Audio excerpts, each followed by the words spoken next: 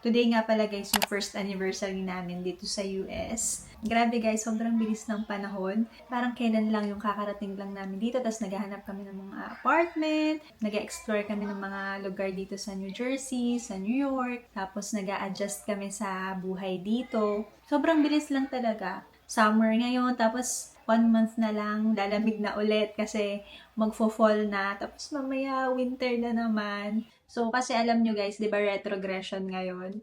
Nung time namin, nung DQ na kami, February 2023, DQ na kami noon. And then March, current pa naman yon pero walang movement, hindi kami nag in transit. And then April, biglang lumabas na yung visa bulletin is retrogression na. Doon nagsimula yung retrogression guys, April 2023 yon. Final action date noon is June 2022. Pasok pa naman kami that